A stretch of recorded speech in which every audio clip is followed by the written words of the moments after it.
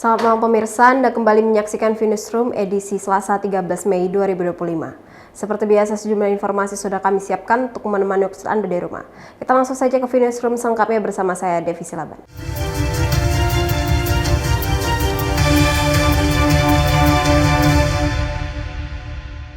Kita ke informasi pertama. Dalam rangka perayaan Hari Raya Waisak 2025, Perhimpunan Umat Buddha atau Permabu di Kota Tanjung Pinang menggelar karnaval mobil hias dan pawai lilin. Ribuan umat Buddha di Tanjung Pinang merayakan Hari Raya Waisak 2569 BE atau 2025 Masehi di kawasan Jalan Merdeka, Kota Tanjung Pinang pada Minggu 11 Mei 2025. Dalam perayaan tersebut dimeriahkan dengan karnaval mobil hias yang menampilkan replika stupa Candi Borobudur, barongsai, liong, dan pawai lilin. Karnaval ini diikuti oleh sekitar 1.500 masyarakat Buddha di Tanjung Pinang yang menyusuri Jalan Merdeka, Jalan Bakar Batu, Jalan Tambak, Jalan Temiang, dan kembali lagi ke Jalan Merdeka. Usai karnaval, perayaan Waisak tahun 2025 ini dimeriahkan dengan Sani Pata Waisak Seni Tari yang dipertunjukkan oleh seluruh majelis agama Buddha di Kota Tanjung Pinang. Ketua Permabudi Kota Tanjung Pinang Suni mengatakan perayaan yang diawali dengan pawai merupakan sebagai proses penghormatan bagi umat Buddha. Sebelum kegiatan ini, para umat Buddha di Kota Tanjung Pinang sudah mulai melakukan rangkaian kegiatan untuk menyambut Hari Raya Waisak seperti donor darah dan gotong royong di Taman Makam Pahlawan. Malam ini adalah puncak perayaan merayakan Waisak, diawali dengan karnaval atau prosesi Waisak. Prosesi ini ada tradisi umat Buddha sebagai salah satu penghormatan kepada Guru Agung Buddha Gautama sebagai pendiri agama Buddha di dunia ini. Selanjutnya akan dilanjutkan Dharma Santi, yaitu penampilan seni tari dari seluruh majelis agama Buddha yang ada di Kota Tanjung Pinang.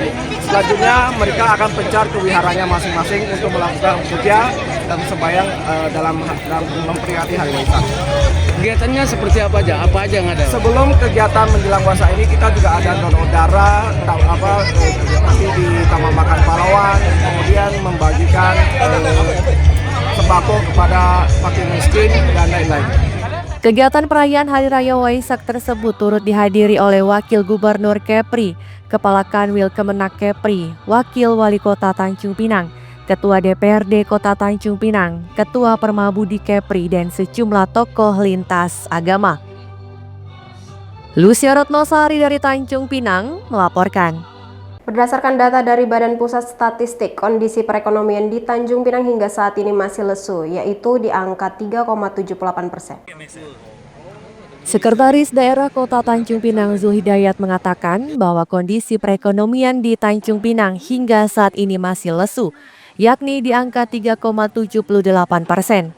Menurutnya, sumber pendongkrak perekonomian di Kota Tanjung Pinang tersebut masih ditopang oleh pedagang eceran, konstruksi, dan belanja pemerintah.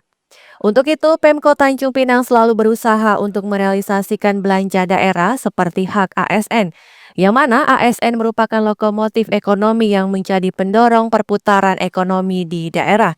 Selain itu, Pemkot Tanjung Pinang juga akan menggesa roda perekonomian daerah melalui peningkatan pembangunan infrastruktur dan kunjungan pariwisata. Ya, memang perekonomian kita 3,78 di 2024 yang lalu. Melambat sedikit ya dari tahun sebelumnya. Tentu ini menjadi keprihatinan dan langkah-langkah yang dilakukan seperti yang tadi kita simak juga. Tentu kita dapat informasi sumber-sumber pendongkrak ekonomi di Tanjung Pinang itu tetap masih yang lama. Pertama, perdagangan eceran, kedua di konstruksi, dan ketiga belanja pemerintah. Karena belanja pemerintah itu merupakan tangannya Pemda, jadi Pak Wali kan selalu mendorong kita untuk segera mencairkan kegiatan-kegiatan terutama hak-hak pegawai, karena diharapkan pegawai dapat menjadi lokomotif yang menggerakkan ekonomi daerah. Pemkot Tanjung Pinang berkomitmen dalam menjaga kesejahteraan pegawai dan mendukung pemulihan serta pertumbuhan ekonomi di daerah. Lucia Ratnosari dari Tanjung Pinang melaporkan.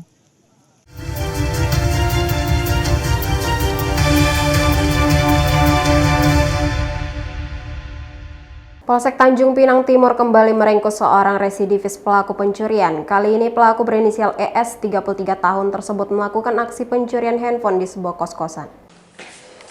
ES, seorang residivis pencurian, kembali ditangkap aparat kepolisian di kosnya di Jalan Dei Pancaitan, kilometer 9 Tanjung Pinang pada 7 Mei 2025 lalu. Pelaku kembali ditangkap lantaran telah mencuri satu unit handphone di salah satu rumah kos tempat tinggal pelaku. Kapolsek Tanjung Pinang Timur AKP Sugiono mengatakan, ES ditangkap berdasarkan laporan korban yang kehilangan satu unit handphone di dalam kamar kosnya. AKP Sugiono mengungkapkan kejadian berawal dari pelaku yang ketika itu melihat korban sedang tertidur dan pintu kamar kos dalam keadaan tidak terkunci. Kesempatan tersebut dimanfaatkan oleh pelaku untuk masuk dan mengambil handphone milik korban tanpa diketahui. Polsek Tanjung Pinang Timur under reskrim mengamankan satu orang laki-laki berinisial PS 33 tahun melakukan tindak pidana pencurian. Dilakukannya TKP Jalan Penjahitan kilometer 9. Yang curi, Pak? Yang dilakukan pencurian HP. Sementara yang kita amankan residivis pernah melakukan kegiatan yang melakukan perbuatan yang sama. Ditangkap di mana, Pak? Kita amankan di kos-kosan belakang Megakom Karya 3 Batu 9. Pelaku ES kini telah diamankan di Mapolsek Tanjung Pinang Timur dan terancam akan dijerat dengan pasal 362 KUHP tentang tindak pidana pencurian dengan ancaman hukuman penjara maksimal 5 tahun. Lucia Ratmausari dari Tanjung Pinang melaporkan. Hobi mengendarai sebuah motor roda 2 tidak hanya dilakukan di atas jalan beraspal, namun juga bisa digunakan untuk berpetualang, seperti yang dilakukan komunitas Bintan Dirt Bike. Hobi ekstrim berpetualang dengan menggunakan motor trail dilakukan oleh komunitas Bintan Dirt Bike dengan menjelajah berbagai medan di wilayah Kabupaten Bintan, mulai dari hutan, padang rumput hingga pantai. Para rider dituntut untuk memiliki mental yang kuat dan skill mengemudi yang baik untuk dapat melintasi berbagai medan yang dilalui. Tak jarang, aksi petualangan komunitas Bintan Dirt Bike diikuti oleh rider-rider dari negara tetangga yaitu Singapura. Melalui sesama penghobi motor trail tersebut juga menjadi ajang mempromosikan pariwisata di Kabupaten Bintan. Salah satu rider, Ricky Yepi, mengungkapkan perjalanan Bintan Dirt Bike dimulai dari kilometer 9 Tanjung Pinang, kemudian berkendara menuju area perkebunan sawit Tirta Madu hingga ke wilayah Pantai Senggiling, Kabupaten Bintan. Tapi pada hari ini kita ada tamu kebetulan dari Singapura. Jadi hari ini kita dampingin mereka. Berarti dari luar sering juga main ke sini ya, Bang? Kawan-kawan kerabat? Ya, nggak sering sih, cuman ya dalam satu tahun tuh mungkin ada satu atau dua komunitas yang datang ke Tanjung Pinang. Ya bisa membangkitkan pariwisata Tanjung Pinang juga sih sama Bintan. Kalau untuk rutenya biasa kemana aja, Bang? Rutenya kita biasa kalau startnya itu dari Batu 9, kilometer 9 Bintan Center, masuk ke jalur Tirta Madu, main di sawit, terus ke Tua Paya, lanjut kita ke yang jelas ke Pantai Senggiling kita, view-nya lebih bagus. Misbah Sabilal Arsi dari Bintan melaporkan.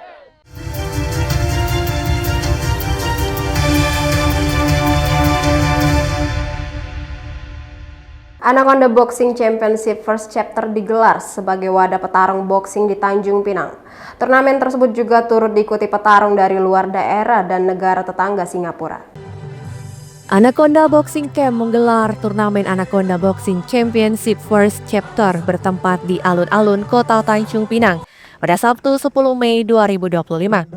Pada turnamen ini memperebutkan sejumlah medali dan sabuk juara boxing yang diikuti oleh 30 peserta yang berasal dari Tanjung Pinang, Bintan, Batam, Karimun, dan Singapura. Terdapat 15 kelas yang dipertarungkan pada ajang perdana Anaconda Boxing Championship ini, mulai dari kelas usia anak hingga kelas profesional. Ketua Pelaksana Anaconda Boxing Championship, Eno, mengungkapkan diadakannya kompetisi ini sebagai stimulan bagi para penggiat dan atlet petarung boxing untuk dapat kembali bersemangat dalam berlatih serta dapat kembali menghidupkan olahraga boxing khususnya di kota Tanjung Pinang. Meningkatkan semangat anak muda mulai dari umur 8 tahun, belasan tahun dan dewasa untuk meningkatkan lagi semangat boxing. Semangat boxing adalah semangat untuk kita menjaga kesehatan dan membela diri juga, dan boxing termasuk olahraga yang dicintai dalam ruang lingkup internasional. Dengan adanya event ini, pihak-pihak yang terkait, terutama pemerintah atau pihak-pihak swasta yang ingin mendukung atau bersama-sama mensukseskan atau membangkitkan lagi aura-aura boxing yang ada di Tanjung Pinang khususnya. Dan target saya setelah ini ada Vol 2 atau Chapter 2 dan tunggu tanggal mainnya. Pelaksanaan turnamen ini mendapat dukungan dari pemerintah daerah dengan hadirnya Sekretaris KONI Kota Tanjung Pinang Irwan Siswandi dan Wakil Ketua DPRD Kota Tanjung Pinang Syarifah Elvizana. Agar seluruh cabur-cabur di Kota Tanjung Pinang ini lebih maju dan juga event-event seperti ini tentunya akan rutin diselenggarakan untuk kemajuan serta untuk memotivasi seluruh atlet-atlet sehingga mereka lebih semangat lagi, giat lagi untuk latihan sehingga nantinya akan bisa mengasah kemampuan mereka seperti pada malam hari ini. Salah satu peserta yang berhasil memenangkan pertarungan di kelas 60 kg, Resindra, berharap pemerintah dan pihak terkait dapat mendukung perkembangan olahraga boxing dengan mengadakan kompetisi yang melibatkan petarung boxing daerah. Saya merasa sangat senang karena bisa menangkan pertandingan ini. Jadi usaha saya tidak sia-sia. Selama ini ada ini nggak latihan khusus nggak supaya bisa jadi tangguh dan bisa menang? Siap, saya ada latihan khusus yaitu latihan sekeras-kerasnya. Kepri bisa mengadakan event-event seperti ini agar para atlet bisa menuangkan skillnya dan dapatkan wadah. Misbah Sabilal Arsi dari Tanjung Pinang melaporkan. Memiliki ekosistem yang masih asri, Gunung Bintan menjadi lokasi wisata alam yang kini ramai dikunjungi masyarakat. Bertempat di Kampung Bekapur, Desa Bintan Buyu, Kecamatan Teluk Bintan, wisata alam Gunung Bintan ramai dikunjungi wisatawan. Gunung Bintan menjadi salah satu wisata yang menarik untuk dikunjungi. Selain memiliki air terjun yang mengalir di kaki gunungnya, juga terdapat rute hiking dengan waktu tempuh selama 30 hingga 40 menit menuju puncak Gunung Bintan. Serta terdapat lokasi campground bagi pengunjung yang hendak menikmati alam dengan cara berkemah.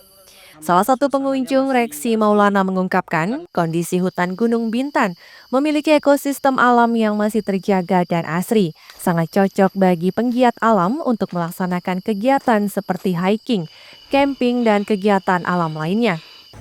Itu alhamdulillah suasananya masih asri, hutannya masih kerasa banget, dan vegetasinya masih rapat. Semoga untuk kedepannya, untuk yang naik bisa tetap menjaga kebersihan dan menjaga alam agar tetap indah dilihatnya. Untuk dapat berwisata di Gunung Bintan tidak terdapat pungutan biaya, hanya saja bagi pengunjung yang hendak berkemah perlu berkoordinasi dengan perangkat RT RW setempat, serta diminta untuk selalu menjaga kebersihan lingkungan alam yang ada. Menjaga sama-sama lingkungan lingkungan untuk kebersihan, dan kedua itu jaga mulut jaga mulut kalau naik di atas perkataan-perkataan yang tidak bagus Misbah Sabilal Arsi dari Bintan melaporkan. Jangan lupa follow Instagram dan TikTok VNewsClick untuk berita menarik lainnya.